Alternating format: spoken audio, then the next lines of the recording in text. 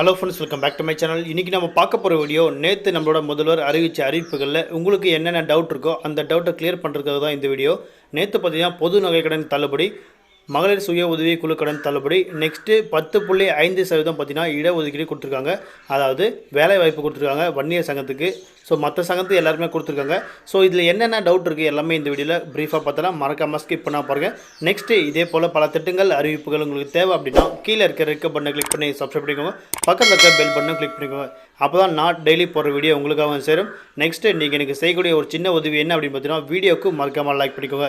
அப்போ தான் நான் டெய்லி வீடியோ போடுறதுக்கு எனக்கு கொஞ்சம் மோட்டிவேஷனாக இருக்கும். ஸோ இப்போ வாங்க என்னென்ன திட்டங்கள் என்னென்ன அறிவிப்புகள் அப்படின்றத கன்ஃபார்மாக பார்த்துடலாம். ஸோ இப்போ பார்த்தீங்கன்னா நம்மளோட முதல்வர் பொது நகைக்கடன் தள்ளுபடி செய்யறதா சொல்லியிருக்காங்க. அந்த நகைக்கடன் தள்ளுபடி செய்யக்கான அரசாணை வெளியிட்டிருக்காங்க.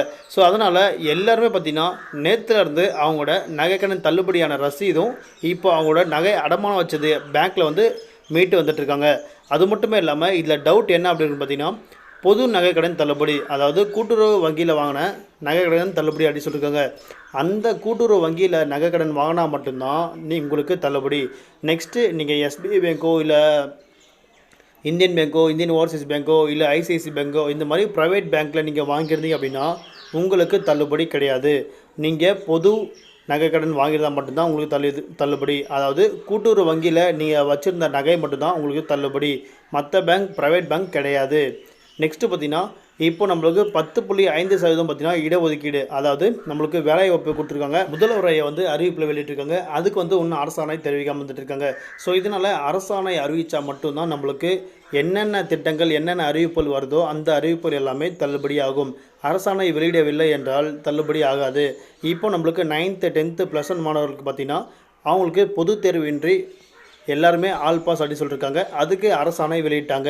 நெக்ஸ்ட்டு பார்த்திங்கன்னா கூட்டுறவு வங்கியில் வாங்கின அனைத்து கடன் தள்ளுபடிக்கு அரசாணை வெளியிட்டாங்க. அதுக்கப்புறம் பார்த்திங்கன்னா இப்போ நம்மளுக்கு மகளிர் சுய உதவி குழு கடன்கள் தள்ளுபடி செய்யறதுக்கு அரசாணை வெளியிட்டிருக்காங்க. அதுக்கப்புறம் பார்த்திங்கன்னா 10.5% பார்த்திங்கன்னா நம்மளுக்கு வன்னியர் சங்கத்துக்காக ஒதுக்கியிருக்காங்க. ஆனால் அதுக்கு வந்து இன்னும் அரசாணை பிறப்பிக்கவில்லை. ஆனால் அரசாணை பிறப்பித்தா மட்டும்தான் நம்மளுக்கு வன்னியர் சங்கத்துலேருந்து அந்த இடஒதுக்கீடோ, அதாவது நம்மளுக்கு வேலை வாய்ப்பு நம்மளுக்கு கிடைக்கிறதுக்கு வாய்ப்பு இருக்குது. ஸோ இதுக்கப்புறம் என்னென்ன திட்டங்கள் என்னென்ன அரசாணையெல்லாம் வெளியிடுவாங்க அப்படின்றத அடுத்த வீடியோவில் பார்த்துடலாம். ஸோ இந்த வீடியோ உங்களுக்கு பிடிச்சிருந்தது அப்படின்னா ஒரு கூட்டு லைக் கொடுங்க. மறக்காமல் இதை உங்களோட ஃப்ரெண்ட்ஸ்க்கும் ஷேர் பண்ணுங்கள். மேலும் பல வீடியோவுக்கு கீழே இருக்க ரெக்க பட்டனை கிளிக் பண்ணி சப்ஸ்கிரைப் பண்ணிக்கோங்க. நன்றி, வணக்கம்.